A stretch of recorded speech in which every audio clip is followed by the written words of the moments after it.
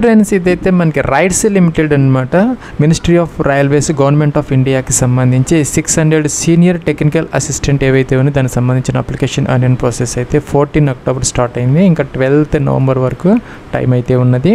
Friends మనకి సౌత్కి సంబంధించి ఆంధ్రప్రదేశ్ తెలంగాణలో కూడా వేకెన్సీస్ అయితే ఉన్నాయన్నమాట. మీరు ఏదైనా ఒక రీజియన్కి అప్లై అయితే చేసుకోవచ్చు. అయితే ఒక క్యాండిడేట్ ఒక అప్లికేషన్ మాత్రమే పెట్టుకునే అవకాశం అయితే ఉంటుంది. ఎందుకంటే ఎగ్జామినేషన్ అనేది సేమ్ డేట్ సేమ్ టైంలో ఉంటాయి కాబట్టి మీరు ఏదో ఒక అప్లికేషన్ అయితే ఏదో ఒక రీజియన్కి మీరు అప్లై అయితే చేసుకోవచ్చు. మన సౌత్కి సంబంధించి ఆంధ్రప్రదేశ్, తెలంగాణ, కర్ణాటక, కేరళ, తమిళనాడు, పుదుచ్చేరి, లక్షద్వీప్ ఇవన్నీ కూడా సౌత్ కిందకైతే వస్తాయి.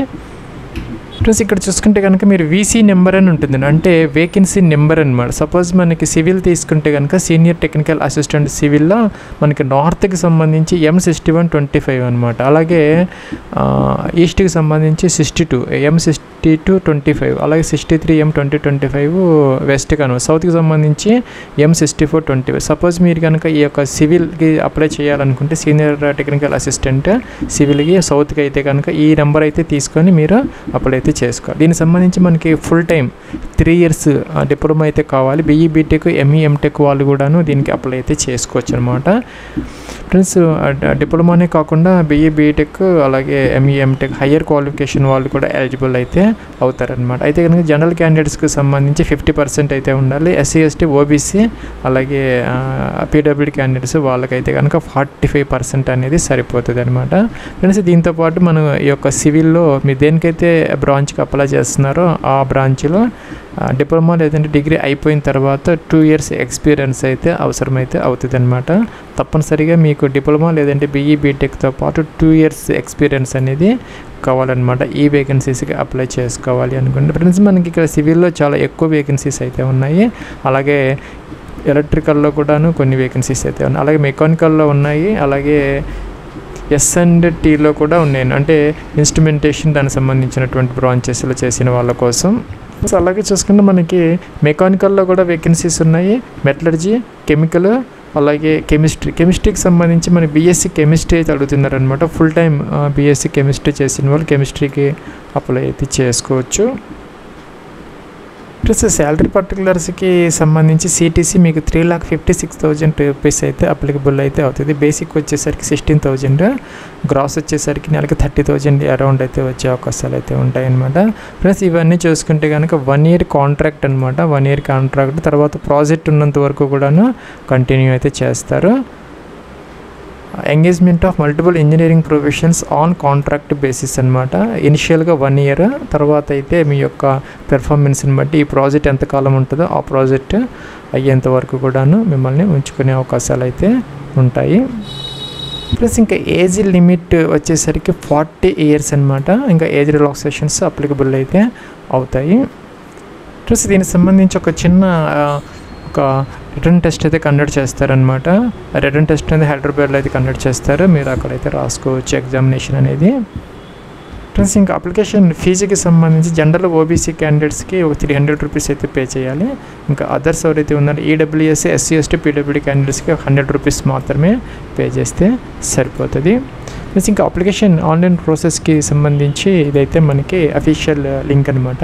ఇక్కడ చూసుకుంటే కనుక మీరు పోస్ట్ నెంబర్ అంటే VC నెంబర్ అని ఉంటుంది అనమాట, అంటే వేకెన్సీ నెంబర్ అని ఉంటుంది. దాని పక్కనే మనకి ఒక ఇది ఉంటుంది అనమాట. సపోజ్ మీరు కనుక senior technical assistant chemical apply చేయాలి అనుకుంటే M63 అనేది తీసుకోవాలన్నమాట. అది కూడా మీరు ఏం చేయాలంటే ఈ యొక్క నోటిఫికేషన్లో ఆ యొక్క రీజియన్లో యొక్క నెంబర్ అనేది మనం చూసుకోవాలన్నమాట. సపోజ్ మనం ఇక్కడ చూసినట్లయితే కనుక సపోజ్ మీరు ఇక్కడ మెకానికల్కి అప్లై చేయాలనుకుంటే మన సౌత్కి అప్లై చేయాలనుకుంటే M7625 అనేది తీసుకోవాలన్నమాట. మనం M7625 అనేది తీసుకుంటే మనకి మన సదరన్ రీజన్కి సంబంధించి ఆ యొక్క మెకానికల్ బ్రాంచ్కి సంబంధించిన వేకెన్సీస్ అనమాట. M7625 అలా జాగ్రత్తగా మీరు చూసుకొని ఏదైనా రీజన్కి ఏదైనా ఒక పోస్ట్కి మాత్రమే మీరు అప్లై అయితే చేసుకోవాలన్నమాట. సో మీ కేటగిరీ ఏంటి, మీకు ఎన్ని వేకెన్సీస్ ఉన్నాయి ఏంటి అనేది ఇక్కడ చూసుకొని నోటిఫికేషన్లో అక్కడ ఎగ్జాక్ట్గా సెలెక్ట్ అయితే చేసుకోవాలన్నమాట ఫస్ట్లోనే. సో యొక్క VC నెంబర్ అనేది ఇంపార్టెంట్. సో చెక్ చేసుకొని ఇక్కడ మన కాంటాక్ట్ అని వచ్చింది, డైరెక్ట్గా సెలెక్ట్ అయితే చేసుకోవచ్చు. ప్లస్ ఇంకా నేమ్ ఆఫ్ ద అప్లికెంట్ అనమాట. ఇంకా 10th క్లాస్ మెమోస్ ప్రకారం ఆ యొక్క డాక్యుమెంట్స్ ప్రకారం మీ యొక్క ఫుల్ నేమ్ ఎంటర్ చేయాలి. మీ యొక్క ఫాదర్స్ నేమ్ లేదంటే మీ యొక్క హస్బెండ్ నేమ్ ఎలాగైనా ఎంటర్ అయితే చేసుకోవచ్చు. జెండర్ మీరు మేలా ఫీమేలా సెలెక్ట్ అయితే చేసుకోవాలి. బోత్ ఆర్ ఎలిజిబుల్ అనమాట. మెరిటల్ స్టేటస్ మీరు సింగిలా, మ్యారీడా, విడోనా, డైవర్స్రా, సెపరేటెడ్ సెలెక్ట్ అయితే చేసుకోవాలి. అప్లయింగ్ అగెనిస్ట్ కేటగిరీ అనమాట.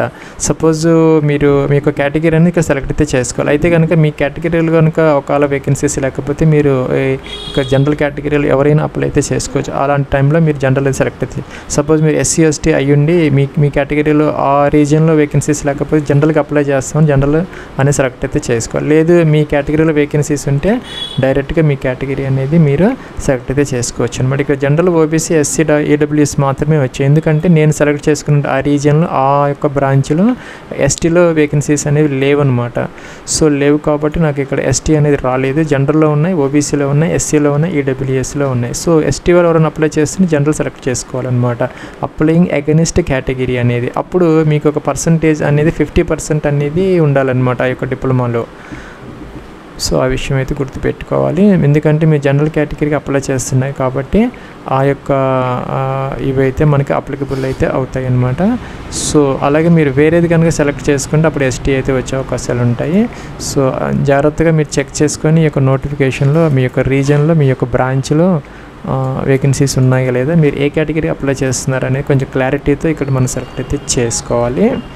ప్లస్ ఈ విధంగా సెలెక్ట్ అయితే చేసుకోవాలన్నమాట. ఇంకా చూసుకుంటే డేట్ ఆఫ్ బర్త్, క్యాలెండర్ ఇచ్చారు, మొదటి ఇయర్ తర్వాత మంత్, డే అనేది సెలెక్ట్ అయితే చేసుకోవాలన్నమాట. ఇంకా కూడా మొబైల్ నెంబర్, మీ యొక్క 10 డిజిట్ మొబైల్ నెంబర్ ఎంటర్ చేయాలి. ఈమెయిల్ ID 2 times అనమాట, మిస్టేక్స్ లేకుండా 2 times మీ యొక్క ఈమెయిల్ ID ఎంటర్ చేయాలన్నమాట. అలాగే మీరు గతంలో కనుక ఈ రైట్స్కి సంబంధించిన వాటిలో ఏదైనా రిక్రూట్మెంట్ ప్రాసెస్లో కనుక పాల్గొని ఉంటే ఎస్ పెట్టుకోవాలి, లేకపోతే మీరు ఏం చెయ్యక్కర్లేదు. ఎందుకంటే నో అనేది ఆటోమేటిక్గా అయితే ఉన్నది.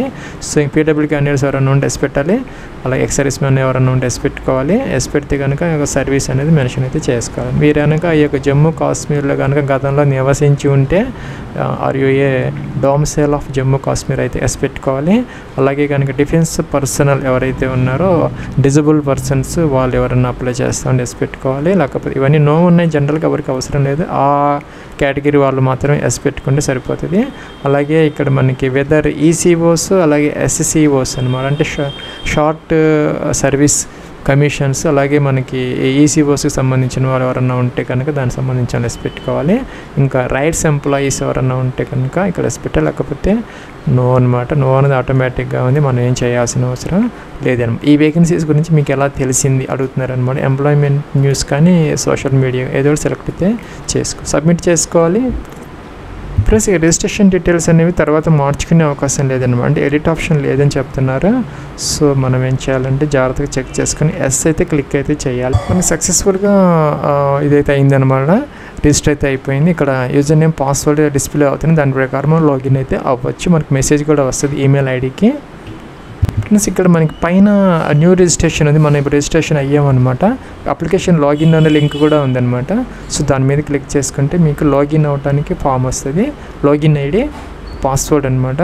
లేదంటే కనుక డేట్ ఆఫ్ బర్త్ ద్వారా కూడా మీరు ఇక్కడ లాగిన్ అయితే అవ్వచ్చు. ప్లస్ ఇదైతే అప్లికేషన్ ఫామ్ ఓపెన్ అయిందనమాట. ఇక్కడ అన్నీ మనకి ట్యాబ్స్ ఉన్నాయి వరుసగా, ఇవన్నీ చేసుకోవాలన్నమాట. చేంజ్ పాస్వర్డ్ చేసుకోవచ్చు, లాగౌట్ అవ్వచ్చు. అలాగే ఇక రిజిస్ట్రేషన్ అయిపోయిన తర్వాత ప్రింట్ కూడా తీసుకోవచ్చు అనమాట. ఫీజు పే చేయడానికి లింక్ ఉంది, ఆ యొక్క ఇన్వాయిస్ డీటెయిల్స్ కూడా మనం చూసుకోవచ్చు. ఇక్కడైతే ఫిల్ మోడిఫై అప్లికేషన్ ఫామ్ అని ఉంది, ఫస్ట్ ట్యాబ్ అనమాట.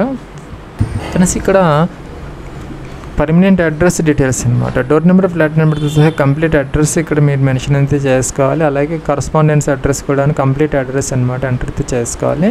అలాగే ఇక్కడ పర్మనెంట్ అడ్రస్ స్టేట్ అనమాట, మీరు ఏ స్టేట్లో అయితే ఉన్నారో పర్మనెంట్ రెసిడెంట్గా సెలెక్ట్ అయితే చేసుకోవాలన్నమాట. ఐడెంటిటీ ప్రూఫ్ కోసం మనకి డ్రైవింగ్ లైసెన్స్, పాస్పోర్ట్, అలాగే voter ID card, Aadhaar card, pan card ఇచ్చారనమాట. ఏదో సెలెక్ట్ చేసుకుని దాని ఎదురుగా ఉన్న కాలంలో దాని యొక్క నెంబర్ అయితే మనం మెన్షన్ అయితే చేసుకోవాలన్నమాట. ఐడెంటిటీ ప్రూఫ్ తర్వాత రిలీజియన్, మీకు రిలీజియన్ ఏంటనే సెలెక్ట్ అయితే చేసుకోవాలి. ఏరియాస్ ఆఫ్ స్పెషలైజేషన్, ప్లస్ ఇక్కడ సివిల్, మెకానికల్, ఇన్స్ట్రుమెంటేషన్, దాంట్లో కూడా కొన్ని సపోజ్ మెకానికల్ తీసుకుని ప్రొడక్షన్ వాళ్ళు కూడా ఎలిజిబుల్ అయితే అవుతారు, నోటిఫికేషన్లో మనం చూసుకోవచ్చు అనమాట. సో మీ యొక్క ఏరియాస్ ఆఫ్ స్పెషలైజేషన్ అనేది మీరు దేంట్లో చదువుకున్నారు, దేంట్లో ఎక్స్పీరియన్స్ ఉన్నది అనేది ఇక్కడ మెన్షన్ అయితే చేసుకుని సరిపోతుంది. లాంగ్వేజెస్ నోన్ అనమాట, మీకు ఏ లాంగ్వేజెస్ వచ్చినాయని కామా పెట్టేసి అన్నీ కూడాను మనం ఎంటర్ అయితే చేసుకోవచ్చు. ఇంకా చూసుకుంటే ఇక్కడ రిటన్ టెస్ట్ సెంటర్స్ అనమాట, అక్కడ హైదరాబాద్ కూడా ఉంది, హైదరాబాద్ ఫస్టే ఉందన్నమాట, హైదరాబాద్ ఉంది, బెంగళూరు, చెన్నై ఉంది, దాంతోపాటు వేరే ఇవి కూడా ఆప్షన్స్ అయితే ఉన్నాయి, చూసుకొని మీరు సెలెక్ట్ అయితే చేసుకోవచ్చు. ప్లస్ ఇంకా చూసుకుంటే క్యాండిడేట్స్ జిఎస్టిఎన్ ఆప్షన్ అనేది అయితే అవసరం లేదు మనకి. ఇంకా చూసుకుంటే ఇక రిటన్ టెస్ట్ సెంటర్ అంటే సెకండ్ ప్రిఫరెన్స్ కూడా ఇవ్వాలన్నమాట మన ఎగ్జామినేషన్ సెంటర్కి సంబంధించి. అలాగే మీడియం ఆఫ్ రిటన్ టెస్ట్ అనమాట, హిందీ ఇంగ్లీష్లో మాత్రమే ఎగ్జామ్ కండక్ట్ చేస్తారు, సెలెక్ట్ అయితే మీరు చేసుకోవచ్చు. 7 కంటిన్యూ అవ్వచ్చు, బ్యాక్ కూడా వెళ్ళొచ్చు. Plus next education qualification tab అయితే వచ్చిందనమాట ఆటోమేటిక్గా. మీరు డిప్లొమా చేస్తుంటే డిప్లొమా తీసుకోవచ్చు, లేదంటే గ్రాడ్యుయేట్ ఇంజనీరింగ్ బీఈ బీటెక్ వాళ్ళైతే లాస్ట్ ఆప్షన్ తీసుకోవచ్చు. ఇంకా పీజీ మీద అంటే మాస్టర్స్ డిగ్రీ ఏదైనా చేస్తుంటే మీరు ఎంఈ ఎంటెక్ లాంటివి ఆప్షన్ తీసుకోవచ్చు, లేదంటే డైరెక్ట్గా ఈ విధంగా సెలెక్ట్ అయితే చేసుకోవచ్చు అనమాట. Degree name like BE BSc ఇలాగా మనం ఎంటర్ అయితే చేసుకోవాలని. బీటెక్ అయితే బీటెక్, డిప్లొమా అయితే డిప్లొమా, ఏదైతే అదే అనమాట. సో ఇక్కడ డిసిప్లిన్ మీరు ఏ డిసిప్లిన్లో చేశారు అనేది అడుగుతున్నారు అనమాట. సో ఇక్కడ అన్నీ అయితే వస్తున్నాయి, మీరు చూసుకోవచ్చు. దేనికి అప్లై చేసి దానికి సంబంధించిన వాటిల్లో ఆ యొక్క సబ్ బ్రాంచెస్లో కూడాను మీరు కనుక చేస్తుంటే డిప్లొమా లేదంటే డిగ్రీ అనేది ఎలిజిబుల్ అయితే అవుతారు. నెక్స్ట్ దానికోసం మీరు ఇక్కడ నోటిఫికేషన్ చెక్ చేసుకోవచ్చు అనమాట. సపోజ్ మీరు ఇక్కడ ఇన్స్ట్రుమెంటేషన్ చూసుకుంటే కనుక ఇక్కడ మీరు ఇన్స్ట్రుమెంటేషన్లో కానీ లేదంటే ఇన్స్ట్రుమెంటేషన్ అండ్ కంట్రోల్లో కానీ ఎలక్ట్రానిక్స్ అండ్ ఇన్స్ట్రుమెంటేషన్, అలాగే ఎలక్ట్రికల్ అండ్ ఇన్స్ట్రుమెంటేషన్, అలాగే ఎలక్ట్రానిక్స్ కానీ అలాగే ఎలక్ట్రికల్ అండ్ ఎలక్ట్రానిక్స్ ఇలాగా మనకి దానికి సంబంధించిన బ్రాంచెస్లో చేస్తుంటే కనుక ఎలిజిబుల్ అయితే అవుతారనమాట డిగ్రీ డిప్లొమాలో. అలాగే మెకానికల్ తీసుకుంటే మనకి ఇక్కడ ప్రొడక్షన్ కానీ ఇంకా ఇండస్ట్రియల్ ప్రొడక్షన్ కానీ ఇంకా కూడాను మ్యానుఫ్యాక్చరింగ్ అలాగే మెకానికల్ అండ్ ఆటోమొబైల్ డిసిప్లిన్స్లో వాళ్ళు కూడా ఎలిజిబుల్ అయితే అవుతారు. కాబట్టి ఇక్కడ అన్నీ కూడా వస్తాయి. మీరు దేంట్లో అయితే డిప్లొమా డిగ్రీ లేదంటే మాస్టర్స్ డిగ్రీ చేశారనేది బ్రాంచ్ అనేది సెలెక్ట్ అయితే చేసుకోవాలన్నమాట. మోడ్ ఆఫ్ ఎడ్యుకేషన్ అనమాట, దీనికి సంబంధించి ఫుల్ టైం మాత్రమే ఎలిజిబుల్ అయితే అవుతారు. ఇక్కడ మనకి క్లియర్గా మెన్షన్ అయితే చేశారు ఫుల్ టైం అని చెప్పేసి. సో ఫుల్ టైం వాళ్ళు మాత్రమే. ఇయర్ ఆఫ్ పాసింగ్ అనమాట, ఎప్పుడు పాస్ ఇయర్ అనేది, ఇన్స్టిట్యూట్ నేమ్ అనమాట, ఏ కాలేజీలో చదువుకున్నారు సపోజ్ ఈ విధంగా అనమాట. మీరు ఇంజనీరింగ్ కాలేజీ ఎంటర్ చేసుకో. బోర్డు యూనివర్సిటీ అనమాట, మీరు ఏ యూనివర్సిటీలో చదువుకున్నారు అనేది మెన్షన్ చేయాలి. మార్క్స్ పర్సంటేజ్ అనమాట, సిజిపిఏ సిస్టంలో ఏదైనా ఉంటే కనుక దానికి సంబంధించినటువంటి పర్సంటేజ్లోకి మార్చుకొని ఇక్కడ మెన్షన్ అయితే చేసుకోవాలి. ప్లస్ ఇక్కడ మీరు చూసుకుంటే కనుక జనరల్ క్యాండిడేట్స్ అంటే జనరల్ ఈడబ్ల్యూఎస్కి 50%, ఓబీసీ ఎస్సీ ఎస్టీ పీడబ్ల్యూ క్యాండిడేట్స్కి అయితే 45% సరిపోతుంది. ప్లస్ మీకు సిజిపిఏ సిస్టంలో ఉంటే కనుక ఇక్కడ పర్సంటేజ్లోకి మార్చుకోవాలన్నమాట. సపోజ్ మీకు 8.5 అలాగ వచ్చి ఉంటే కనుక టోటల్ కనుక 10 అయితే మీకు 8.5 × 10 వేసుకుంటే 85% వస్తుంది. అలాగే 9.5 అయితే 8.5 × 9.5 వేసుకుంటే ఇక్కడ పర్సంటేజ్ అనేది వస్తుంది, ఎంటర్ అయితే చేసుకోవాలి. యాడ్ క్వాలిఫికేషన్ అనాలి, ఇంకేదైనా మీకు ఎడిషన్ క్వాలిఫికేషన్స్ ఉంటే ఇక్కడ ఎంటర్ చేసుకోవచ్చు. నెక్స్ట్ 7 కంటిన్యూకి వెళ్ళొచ్చు, బ్యాక్కి వెళ్ళి వీటిని మోడిఫై కూడా చేసుకోవచ్చు. ప్లస్ మన కిందకు వచ్చేసింది అనమాట ఆ యొక్క రికార్డ్ అనేది, మనం దాన్ని డిలీట్ చేసుకోవచ్చు, మళ్ళీ ఎంటర్ చేసుకోవచ్చు, అన్ని కరెక్ట్గా ఉంటే సేవ్ కూడా చేసుకోవచ్చు. ఈ వేకెన్సీస్కి సంబంధించి డిప్లొమా డిగ్రీ అయిపోయిన తర్వాత 2 years ఎక్స్పీరియన్స్ అనేది తప్పనిసరిగా అడుగుతున్నారనమాట.